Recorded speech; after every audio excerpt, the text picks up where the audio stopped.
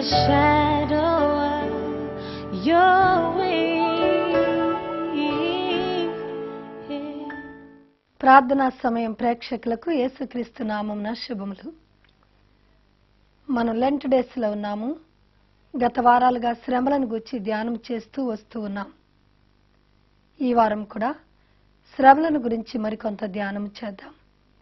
రోమిలకు రాసిన పత్రిక 5వ అధ్యాయము 4వ వచనంలో శ్రమ ఓర్పును, ఓర్పు పరీక్షను, పరీక్ష నిరీక్షణను కలిగిస్తుందని వ్రాయబడి ఉంది.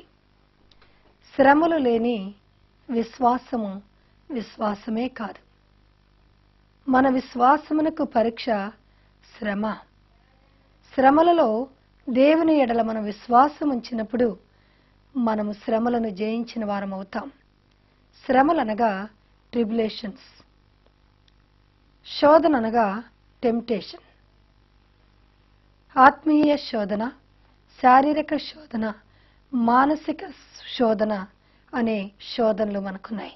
అబ్రహామును దేవుడు పరిశోధించనని ఆదికాండం 22వ అధ్యాయము 1వ వచనంలో మనం చూస్తున్నాం. ఇది దేవుడు పెట్టిన శోధన. అబ్రహాము శోధనలో నిలిచి ఉంటాడా, దేవుని ప్రేమిస్తాడా లేదా అని చూచుట కొరకు దేవుడు అతనికి ఒక పరీక్షను పెట్టాడు. కనుక శ్రమ మనకు ఓర్పును కలిగిస్తుంది. ఓర్పు మనకు పరీక్షను కలిగిస్తుంది. పరీక్ష నిరీక్షణను కలిగిస్తుంది. అబ్రహాము గారికి వచ్చిన పరీక్షలో అబ్రహాము గారు పాస్ అయ్యారు. అతడు ఎంతో సహనముతో, ఓర్పుతో దేవునికి తన కుమారుని అప్పగించడానికి ఇష్టపడ్డాడు. శ్రమలలో మనము నేర్చుకోవలసినది ఓర్పు. ఓర్పు తన క్రియలను కొనసాగించును అని వ్రాయబడి ఉంది. ఓర్పు చేత ఎంతటి గొప్ప శ్రమనైనను జయించవచ్చును. కొరింథీ పత్రికలో అంటున్నాడు, తాను నిలుచున్నానని తలంచువాడు పడకుండానట్లు జాగ్రత్త పడవలను అని వ్రాయబడి ఉంది. మనము దేవునిలో నిలిచి ఉన్నామా, లోకములో నిలిచి ఉన్నామా? చాలా మంది చెప్తూ ఉంటారు, నేను దేవునిలో ఉన్నానండి అని.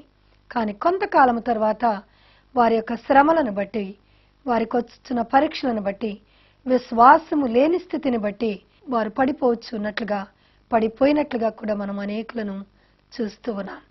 అందుకే భక్తుడైన పౌలు, నేను నిలుచున్నాను అని అనుకున్నవాడు పడకుండానట్లు జాగ్రత్త పడాలి. పడకుండానట్లు అనగా పాపములని కాదు. శ్రమలలో, శోధనలో మనల్ని చుట్టుముట్టినప్పుడు విశ్వాసములో పడిపోకుండానట్లు మనము జాగ్రత్తగా చూచుకోవలసిన వారమై ఉన్నాం. యాకోబు పత్రిక 1వ అధ్యాయము 12వ వచనం ఇలాగున వ్రాయబడి ఉంది, శ్రమలను లేక శోధనను సహించువాడు ధన్యుడు అని వ్రాయబడి ఉంది. శోధనలు మనకెందుకు వస్తాయి? శోధన తర్వాత మనకు దీవెన కలిగించుట కొరకే కొన్నిసార్లు దేవుడు శోధనలను అనుమతిస్తాడు. యేసు ప్రభువారు ఉపవాసం చేసిన తర్వాత సాతాను అతను శోధించటం మొదలుపెట్టాడు. సాతానుడు దేవుని లేక యేసు ప్రభువారిని శోధించటం మొదలుపెట్టాడు. శోధనలు 4 రకములని ఇందాకే చెప్పుకున్నాం. ముఖ్యమైనవి 2. దేవుడు శోధిస్తాడు, సాతాను మనల్ని శోధిస్తాడు. దేవుని శోధన మనల్ని దీవెనలోనికి తీసుకుని వెళ్ళట కొరకు లేక ఆశీర్వాదములోనికి నడిపించుట కొరకు శోధిస్తాడు. సాతాను శోధిస్తాడు మనలను పాపములో పడవేయట కొరకు లేక దేవునికి దూరస్తులుగా మనలను చేయుట కొరకు. ఈ 2 శోధనలలో మనము పడిపోకుండా ఉండటానికి ఒకే ఒక ఆయుధము ప్రార్థన, 2వ ఆయుధము వాక్యము. యేసు ప్రభువారిని సాతాను శోధించినప్పుడు ద్వితీయోపదేశకాండం 8వ అధ్యాయంలోని 3వ వచనము, 6వ వచనము, 16వ వచనము ద్వారా దేవుడు తిరిగి వాక్యముతోనే అపవాదిని జయించాడు. కనుక సాతాను మనల్ని శోధించినప్పుడు మనం నిలబడటానికి మనకు కల ఆయుధము వాక్యము బాగా చదవాలి. వాక్యమును హృదయములో భద్రపరుచుకోవాలి. దివారాత్రములు వాక్యమును ధ్యానించాలి. అప్పుడు అపవాది మన యొద్దకు రాడు. ఒకవేళ వచ్చినా అతడు మనపైన జయమును పొందజాలడు. అలాగే ప్రార్థనలో మనం గడిపినప్పుడు పాపమునకు దూరముగా ఉంటాం. ప్రార్థనలో గడుపుట ద్వారా పాపమునకు ప్రాయశ్చిత్తమును పొందుకుంటాం. కనుక అపవాది మన యొద్దకు రాలేడు. ఈ 2 ఆయుధములను మనము ధరించి శ్రమలలో మనము జయమును పొందుకోవలసిన వారమై ఉన్నాం. శ్రమలు చాలాసార్లు మన జీవితంలో గొప్ప ఓర్పును తెచ్చిపెడతాయి. శ్రమలను సహించడం ద్వారా మీకు జీవ కిరీటము వస్తుంది లేక పొందుకుంటామని వ్రాయబడి ఉంది. శ్రమలలో మనం కుడికి కానీ ఎడమకు కానీ తొలగకుండా తిన్నగా దేవుని మార్గంలో మనము నడిచినప్పుడు గొప్ప జయ జీవితమును అలాగే దేవుని యొద్ద నుండి జీవ కిరీటమును పొందుకుంటాం. చాలాసార్లు మన జీవితంలో మనకొచ్చుచున్న శ్రమలను బట్టి శ్రమలను తప్పించుకోవటానికి షార్ట్ కట్ వేలో మనం వెళ్ళటానికి ప్రయత్నాలు చేస్తూ ఉంటాం. ఆ శ్రమను లేక ఆ బాధను, ఆ ఇబ్బందిని లేక ఆ ఇరుకును తప్పించుకోవటానికి మనం ప్రయత్నం చేస్తూ ఉంటాం. కానీ ఆ శ్రమలో లేక ఆ ఇబ్బందిలో ఆ బాధలో మనం నడిచినప్పుడు తర్వాత వచ్చే దీవెనను పొందుకోవటానికి మనకు ఓపిక ఉండదు. అందుకే షార్ట్ కట్ వేస్లో ఈ శ్రమలను తప్పించుకోవటానికి మార్గాలను వెతుక్కుంటాం. కానీ ఎవరైతే సహిస్తారో, ఎవరైతే నిలిచి ఉంటారో, ఎవరైతే ఆ శ్రమ లోయకుండా వెళుతారో తద్వారా వారు గొప్ప విజయాన్ని పొందుకోవటానికి వీలవుతుంది. అబ్రహాముకు వచ్చిన శ్రమ లేక పరీక్ష అతనికి గొప్ప ఓర్పును దీవెనను తెచ్చిపెట్టింది.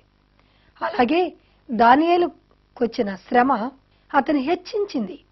దానియేలు అనగా దేవుడే న్యాయాధిపతి అని అర్థం. దానియేలుకు వచ్చిన శోధన, శ్రమ దేవుని స్తుతించవద్దు, ప్రార్థించవద్దు అని ఒక గొప్ప పరీక్ష అతని జీవితంలో కలిగింది. కానీ ఆ పరీక్షలో దానియేలు జయమును పొందాడు. దినమునకు ముమ్మారు యెరూషలేం వైపునకు తన చేతులను ఎత్తి మోకాళ్ళుని ప్రార్థన చేశాడు. మరణ శాసనము తన ముందు ఉన్నప్పటికీ మరణమును లెక్క చేయట్లేదు. కానీ సజీవుడైన దేవుని ఆరాధన చేస్తూ ఉన్నాడు.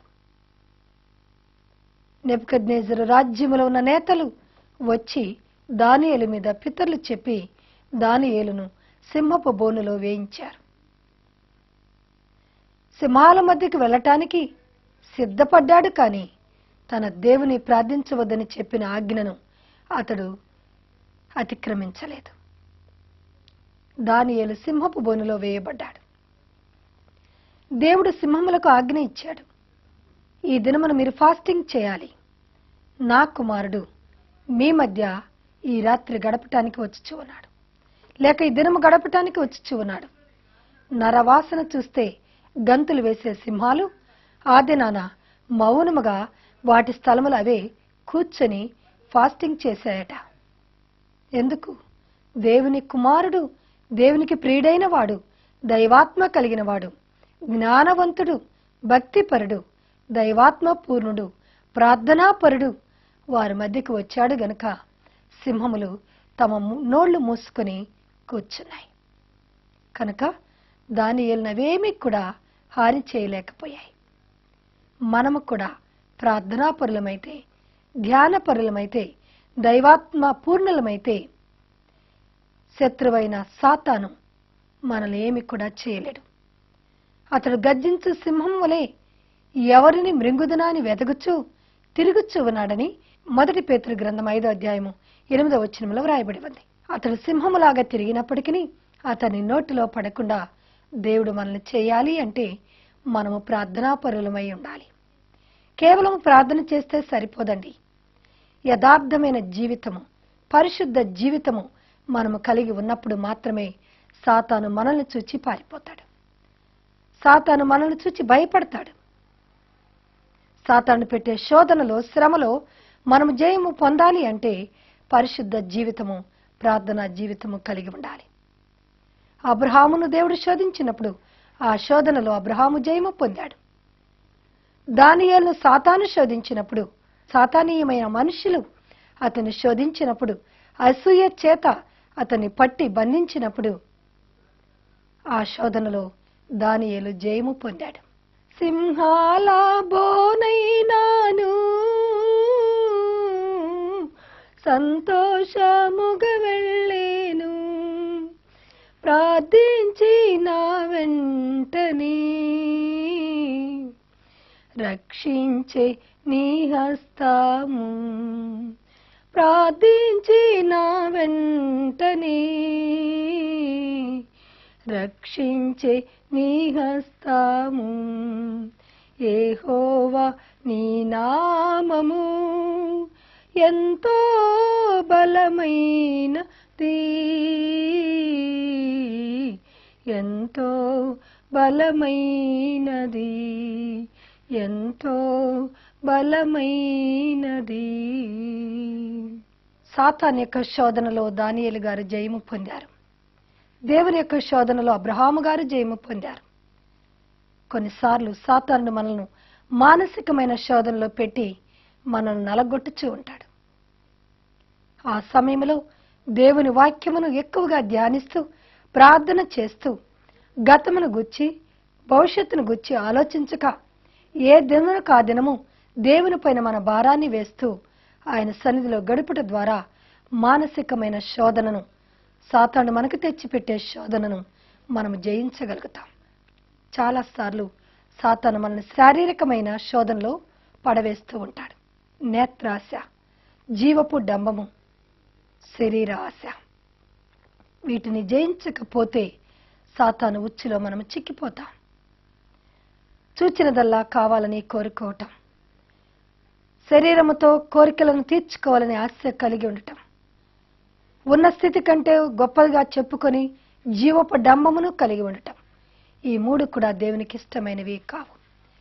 ఈ మండల కాలములో మనల్ని మనము తగ్గించుకుంటూ మన శరీరములను నలగగొట్టుకుంటూ నేత్రాశలను, శరీరాశలను విసర్జించి జీవపు డంబమును విసర్జించి బూడిదను గోనెపట్టును కట్టుకుని భక్తులైన వారు ఎలాగైనా ప్రార్థన చేసి జయమును పొందుకున్నారో మనము కూడా ఈ లోకంలో పాపమును, శాపమును, సాతాను తెచ్చిపెట్టే సమస్త విధమైన కీడును జయించుట కొరకు మనము కూడా ఈ మూడిటిని జయించవలసిన వారమై ఉన్నాం.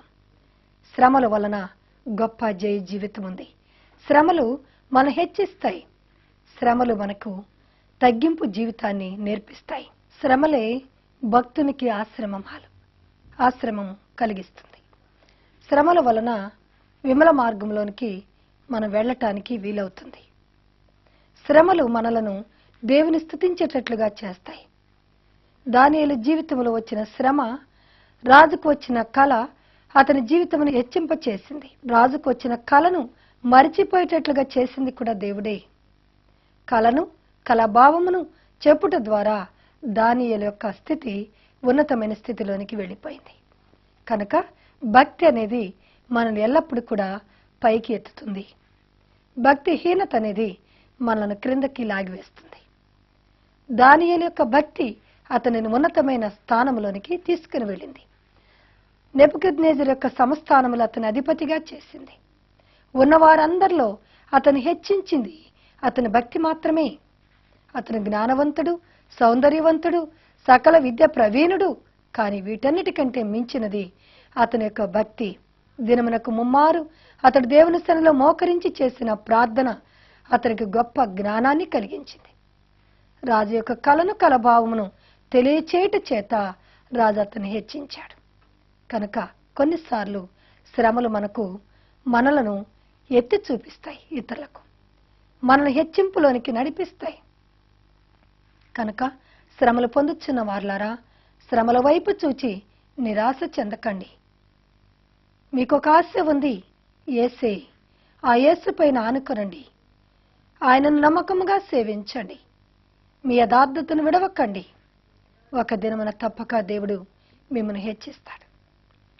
శ్రమల మార్గమే విమల మార్గము, శ్రమ భక్తుని కాశ్రమము, శ్రమలే సంపు నాంబగు దైవా, శ్రమలే సంపు నాంబగు దైవా, మానవునిగా చేయు కదా శాంతి కలుగు కా